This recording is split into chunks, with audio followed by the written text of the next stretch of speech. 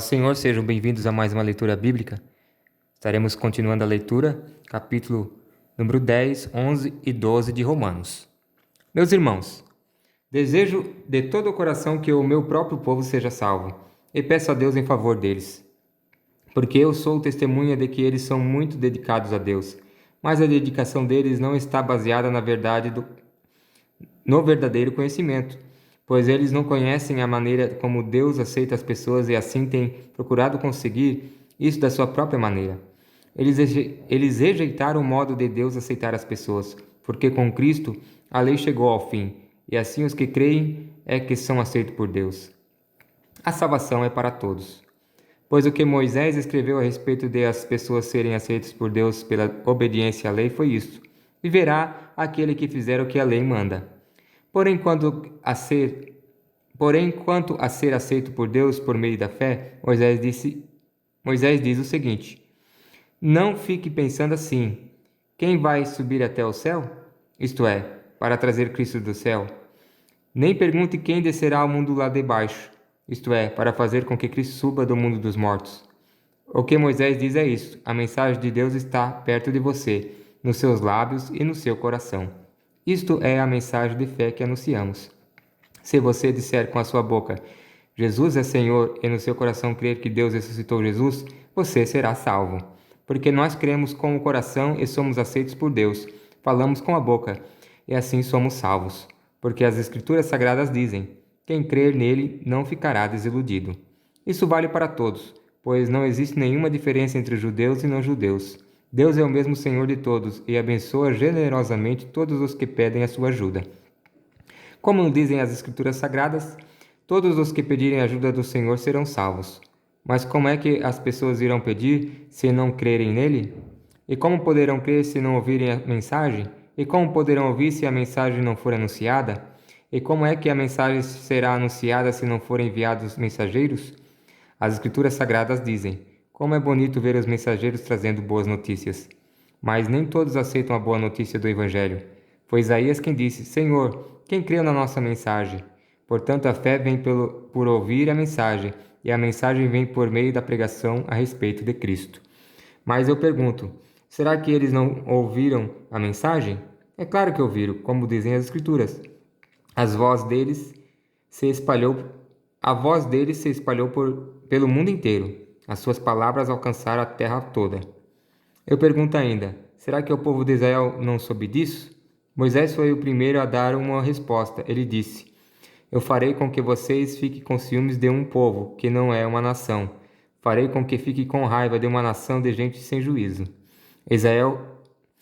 Isaías foi mais corajoso ao anunciar o que Deus disse: eu fui achado por aqueles que não me procuravam, e apareci aos que não perguntavam por mim. Mas a respeito de Israel, Deus diz: o dia inteiro eu abri os braços, pronto para receber um povo desobediente e rebelde. Capítulo de número 11. A misericórdia de Deus para com Israel. Então eu pergunto: será que Deus rejeitou o seu próprio povo? É claro que não. Eu mesmo sou israelita, descendente de Abraão e membro da tribo de Benjamim. Deus não rejeitou o seu povo, que ele havia escolhido desde o princípio. Vocês sabem muito bem o que as Escrituras Sagradas dizem naquele trecho em que Elias acusou o povo de Israel diante de Deus. Elias disse assim: Senhor, eles mataram os teus profetas e destruíram os teus altares. Eu sou o único que sobrou, e eles estão querendo me matar.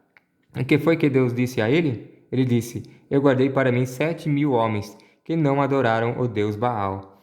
A mesma coisa também acontece agora, isto é, por causa da graça de Deus, ainda existe um pequeno número daqueles que ele escolheu. Essa escolha se baseia na graça de Deus e não no que eles fizeram, porque se a escolha de Deus se baseasse no que as pessoas fazem, então a sua graça não seria a verdadeira graça. E isso quer dizer que não foi o povo de Israel que encontrou o que estava procurando. Quem encontrou foi apenas um pequeno grupo que Deus escolheu. Os outros não quiseram ouvir o chamado de Deus. Como dizem as Escrituras Sagradas: Deus endurece o coração e a mente deles. Deu-lhes olhos que não podem ver. Deus endureceu o coração e a mente deles. Deu-lhes olhos que não podem ver, e ouvidos que não podem ouvir até o dia de hoje. E disse Davi: que nas suas festas eles sejam apanhados e enganados, que eles caiam e sejam castigados. Ó Deus, faz com que eles fiquem cegos e que fiquem sempre curvados debaixo do peso das suas dificuldades. Agora eu pergunto: quando os judeus tropeçaram, será que eles caíram para nunca mais se levantarem? É claro que não. Mas porque eles pecaram, a salvação veio para os não-judeus, para fazer com que os judeus ficassem com ciúme deles. O pecado dos judeus trouxe grandes bênçãos para o mundo, e a sua pobreza espiritual trouxe ricas bênçãos para os não-judeus. Então, quando se completar o número de judeus que voltarão para Deus, as bênçãos serão muito maiores ainda. A salvação dos judeus, a salvação dos que não são judeus. Agora estou falando a vocês que não são judeus. Enquanto eu for o apóstolo dos não-judeus, terei orgulho do meu trabalho. Talvez eu possa fazer com que os que são da minha própria raça fiquem com ciúmes, e assim seja possível salvar alguns deles. Porque quando os judeus foram rejeitados, o resto do mundo se tornou amigo de Deus. O que acontecerá então quando eles forem aceitos?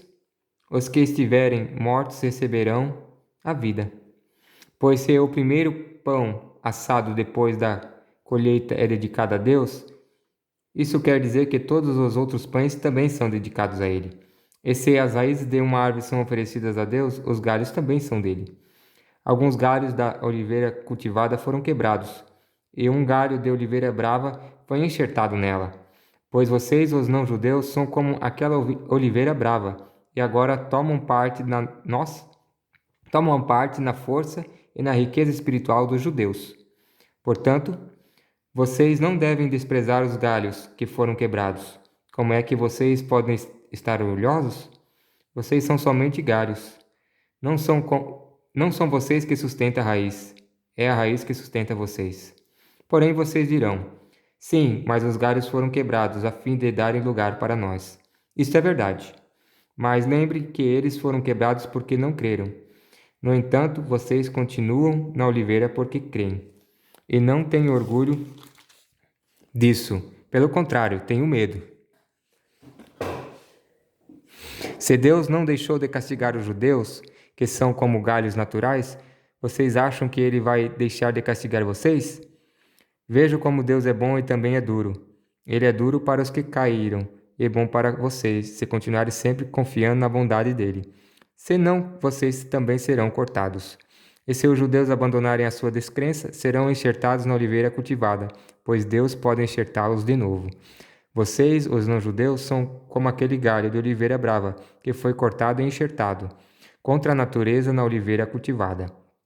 Os judeus são como essa oliveira cultivada. Portanto, para Deus será muito mais fácil enxertar de novo na própria árvore deles esses galhos quebrados. A bondade de Deus para com todos. Meus irmãos, quero que vocês conheçam uma verdade secreta, para que não pensem que são mais sábios. A verdade é esta: a teimosia do povo de Israel não durará para sempre, mas somente até que o número completo de não-judeus venha para Deus. É assim que todo o povo de Israel será salvo, como dizem as Escrituras Sagradas. O Redentor virá de Sião e tirará toda a maldade dos descendentes de Jacó. Eu, o Senhor, farei essa aliança com eles, quando tirar os seus pecados. Os judeus rejeitaram o Evangelho e por isso são inimigos de Deus para o bem de vocês, os não-judeus. Mas pela escolha de Deus, eles são amigos dele, por causa dos patriarcas, porque Deus não muda de ideia a respeito de quem ele escolhe e abençoa. Mas no passado, vocês, que não são judeus, desobedeceram a Deus. Porém, agora vocês receberam a misericórdia de Deus por causa da desobediência dos judeus. Assim, por causa da misericórdia que vocês receberam, os judeus agora desobedecendo a Deus, para que eles também possam receber agora a misericórdia dele. Pois Deus fez com que todos se tornassem prisioneiros da desobediência a fim de mostrar misericórdia a todos. Louvor a Deus! Como são grandes as riquezas de Deus! Como são profundos o seu conhecimento e a sua sabedoria! Quem pode explicar as suas decisões? Quem pode entender os seus planos? Como dizem as Escrituras Sagradas: Quem pode conhecer a mente do Senhor? Quem é capaz de lhe dar conselhos? Quem já deu alguma coisa a Deus para receber dele algum pagamento? Pois todas as coisas foram criadas por ele, e tudo existe por meio dele e para ele. Glória a Deus para sempre. Amém. Capítulo de número 12. A nova vida no serviço de Deus. Portanto, meus irmãos, por causa da grande misericórdia divina, peço que vocês se ofereçam completamente a Deus como um sacrifício vivo, dedicado a seu serviço e agradável a Ele. Essa é a verdadeira adoração que vocês devem oferecer a Deus. Não vivam como vivem as pessoas deste mundo, mas deixem que Deus os transforme por meio de uma completa mudança da mente de vocês. Assim vocês conhecerão a vontade de Deus, isto é, aquilo que é bom, perfeito e agradável a Ele.